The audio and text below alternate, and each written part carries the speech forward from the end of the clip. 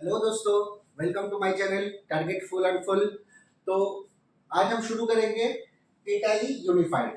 Italy का unification process कैसे हुआ था।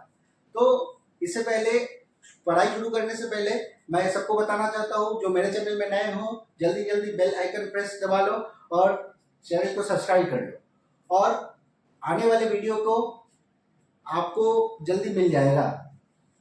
तो शुरू करते हैं इटाली यूनिफाइड। चलो, let us see the map first. Let us see the map.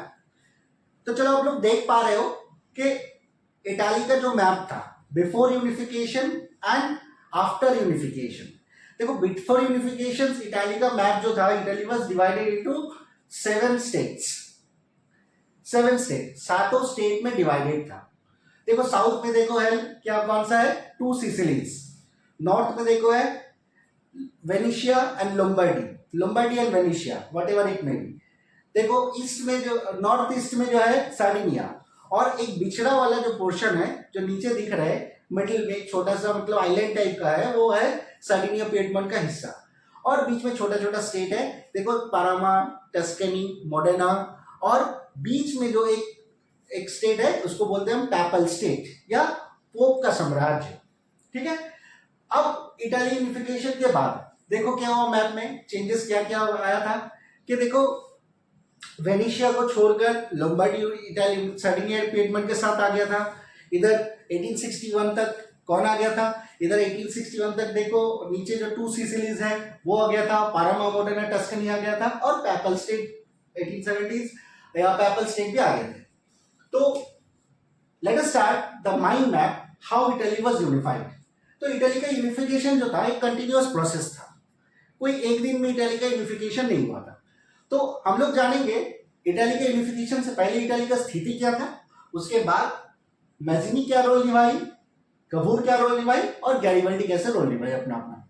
तो चलो, let us start, let us write first. देखो, before the unification of Italy, Italy was divided into 7 state.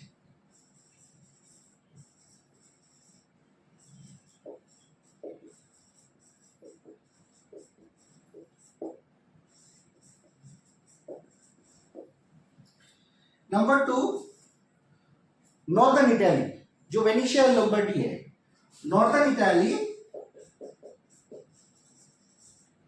was controlled by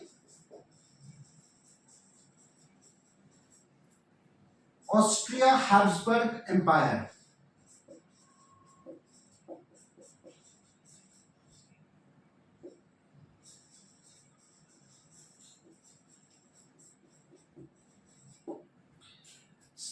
Central was ruled by Pope. इसको मिटा रहा हूं, central ruled by pope,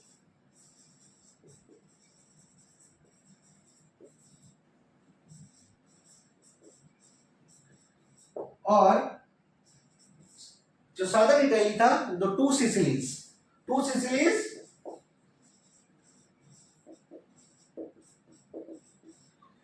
ruled by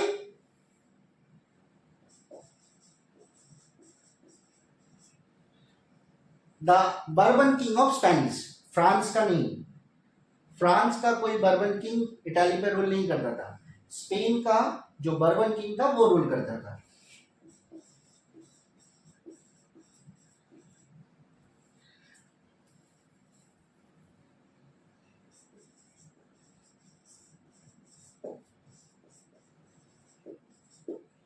तो Italy का स्थिति ये था। ठीक है। तो बिफोर द यूनिफिकेशन, अब चलो देखते हैं मजीनी ने क्या रोल निभाई। As you know that Mazzini established the secret society, namely that Young Italy and Young Europe. Okay. तो और मजीनी खुद भी क्या थे ना, कार्बोनेरी नाम की एक सीक्रेट सोसाइटी, जो गुप्त समिति था, उनके मेंबर भी थे। तो उनका मुद्दा क्या था, तो during the 1830s, in 1830s, sorry, in 1830s, Mazzini took coherent programme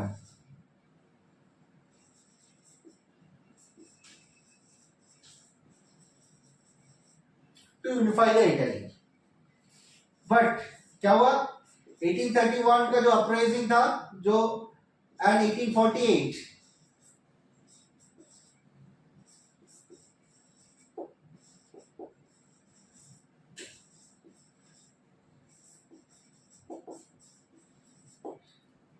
ये फेल हो गया था। तो क्या हुआ, मजीनी हैड टू एग्जाइल, मतलब विदेश में भागना पड़ा। अब मजीनी के जाने के बाद क्या हुआ कि सर्डिनिया पीडमन जो था इनके ऊपर पूरा रिस्पॉन्सिबिलिटी यानी जिम्मेदारी आ गया था इटाली को यूनिफाई करने के लिए। अंडरस्टूड, ये था मजीनी का रोल। Now let us understood the role of the Cavour, Count di Camillo Cavour. पूरा नाम इनका है काउंट डी कैमिलो कैबूर। ये जो थे ये सर्डिनिया पीडमन के एक मुख्यमंत्री थे। तो फर्स्ट पार्ट हम लोग लिखेंगे he was the CM of Sardinia पीडमन।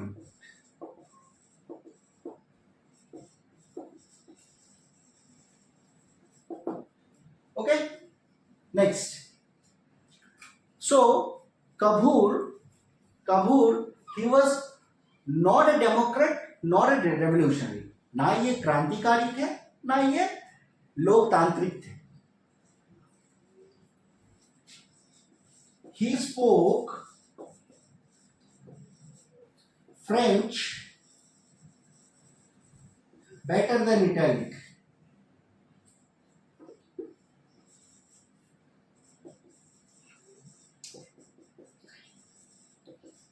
He spoke French better than Italic.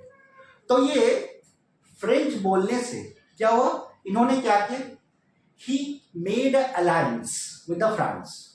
क्यों फ्रांस के साथ अलायंस किए थे, क्यों, काबूल जानते थे कि इटाली के यूनिफिकेशन में जो ऑब्स्टेकल है, जो बाधा है, वो एकमात्र है ऑस्ट्रिया।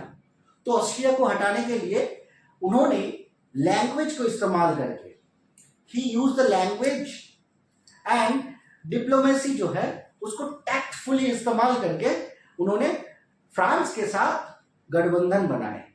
और 1859 में in 1859 he drove away the Austrian forces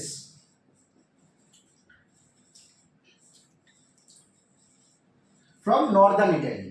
कहां से हटा दिए, ऑस्ट्रियन फोर्स को नॉर्दर्न इटली से हटा दिए। हम लोग आखिरी पार्ट में चले आए, गैरिबल्डी। तो गैरिबल्डी कौन थे, he was the follower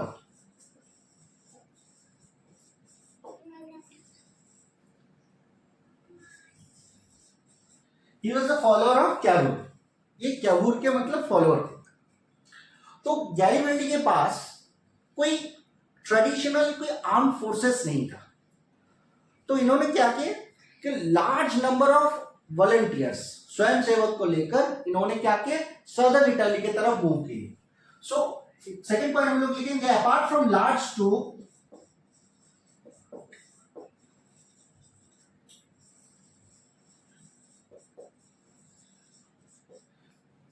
with armed forces, apart from armed forces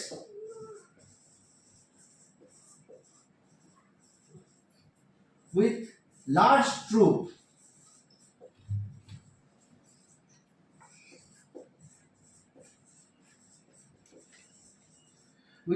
of volunteers, Garibaldi moved towards the southern Italy or the to Sicily.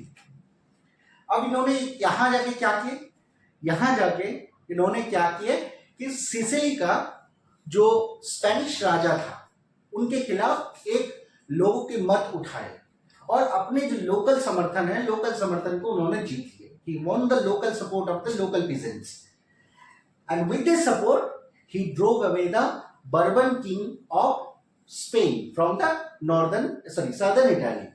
southern Italy से इटाली जो बर्बन किंग था उनको हटा दिए। ऐसे इटाली यूनिफाई हुए और 1861 में विक्टर इमानुएल जो इटाली के सर्डिनिया पेटमेंट के राजा थे वो इटाली के राजा घोषित किया गया। So Victor Emmanuel was proclaimed as the king of unified Italy. यहाँ पे हमारा ये खत्म होता है। तो कैसा लगा ये वीडियो, ये जरूर कमेंट करके बताना और वीडियो को लाइक और सब्सक्राइब कर देना चैनल को। Thank you.